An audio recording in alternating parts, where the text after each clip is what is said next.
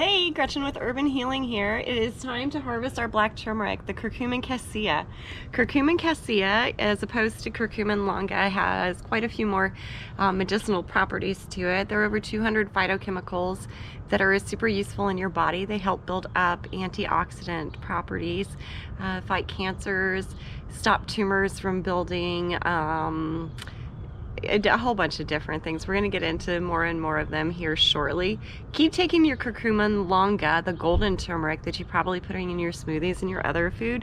That has some really great anti-inflammatory and also antioxidant values. The antioxidant value of the Curcuma Caesia, the black turmeric, is actually what is one of the more medicinal value properties in it. It helps your body build up the antioxidants, which fights the free radicals and the scavengers, which cause a lot of the aging diseases that we deal with. It also helps with not only rheumatoid arthritis, but also osteoarthritis. It helps with fibromyalgia. It helps with excess pain, swelling, joints, immunosuppressant, IBS, ulcerative colitis, Crohn's disease, you name it. It pretty much helps everything. Combined, if you combine Curcuma Caesia with Curcuma Longa, and then piperin, which is a constituent in black pepper, as well as a ginger root. I have the Baba Blue ginger root, which I'm going to harvest one of those today as well too. Mix that with maybe some Japanese knotweed or kudzu, some of those invasive herbs, those medicinal herbs that people think are just like these terrible weeds all the way around. And you've got yourself a really badass Alzheimer's protector, the treatment for fibromyalgia. You've got something to treat your Crohn's disease with. There are other herbs that you need to really treat that with too, though. Yeah, so it helps with cancers, it helps with all types of things. Let me rephrase that. I am not a doctor. Do not take this as medicinal value. I am an herbalist. These herbs have been traditionally used for these purposes. I am not saying that it will cure your cancer. I'm not saying that it will cure your ulcerative colitis. I'm saying that they've had a great amount of success in doing so in the past. So that being said, I'm going to cut out and I'm going to start playing in the dirt and get to work on these, and I will tape again, show you the difference on between the turmerics, and we'll discuss some of the chemical constituents a little bit more. Until then, namaste. Alright, so this is the last little pop of the black turmeric that I have out.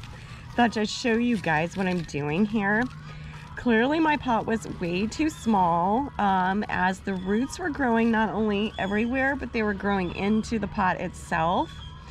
So it was way too small, like 33% of what it should have been. Start planting your turmeric rhizomes in a 15-gallon pot. That will just help them, and it will help them do more. So what I'm doing is firmly but gently massaging these dirt clumps off of the roots, because you're going to have roots as well as the rhizomes. You want to be super firm with it and pull it out, and then just kind of pull them apart gently. Let the plant tell you, let the rhizomes tell you where to pull them apart. I'm just going to get rid of some more dirt. After this, I will take them in and soak them overnight to lift some more of that dirt out of there before I clean them. After I clean them, then they're going to get cryovac for replanting in 2 months. I like to do it in 2 months. That way when they start to come up, it's finally warm enough to where I can set them outside in the St. Louis area. So they're definitely patio plants for me, being a subtropical plant and all, not their natural thing. But look at these things. They're kind of cool. They look like aliens. These are going to be the rhizomes, and you can see there are 2 big rhizomes here, and they're going to kind of split together. I'm going to let them do it gently, because you can hear them cracking a little bit. You don't want too much of that cracking, because that will kill your plant. See these bigger ones? Those I will go ahead and break off here where they're cracked and plant it as a separate thing.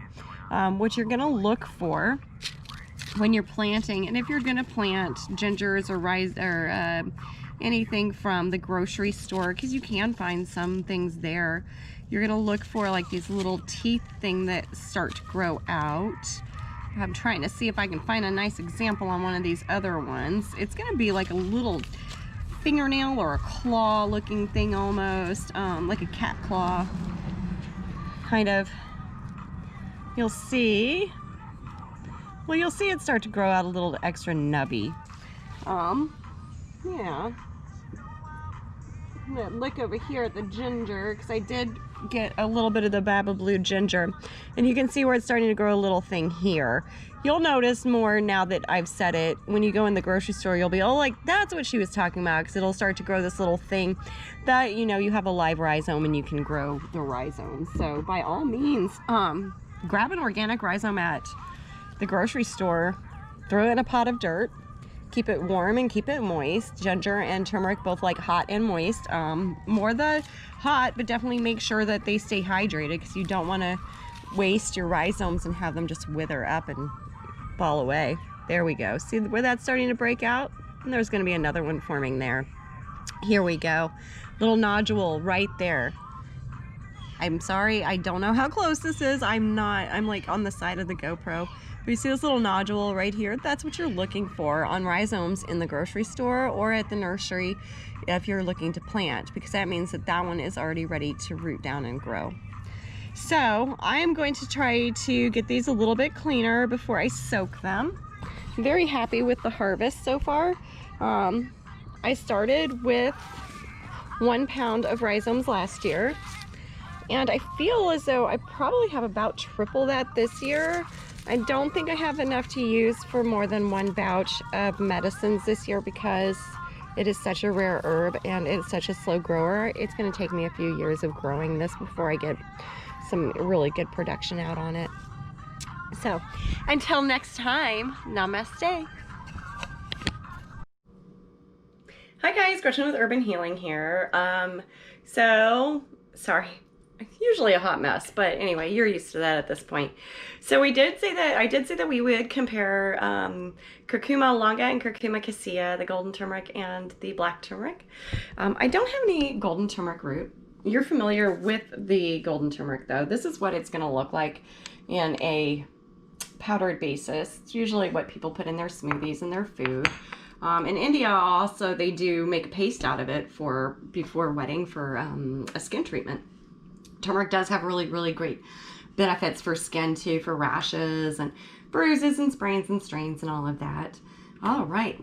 So golden turmeric, we're probably pretty familiar with. Golden turmeric, Curcuma Longa is pretty basic. It'll be in curries, it'll be in smoothies, it'll be everywhere.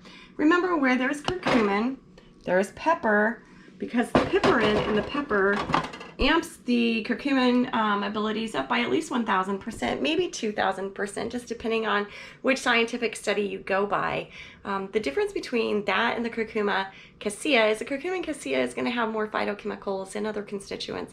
It has tannins and saponins and different things. The regular Curcuma Longa does have some of these things, but just not to the extent that Curcuma Caesia does. So Curcuma Caesia, this is one of the rhizomes that I did get to harvest. I think it looks like a little jellyfish, guys. See the top here, and then the roots. These are going to be roots here. It did have also a whole fine mesh system of these smaller roots.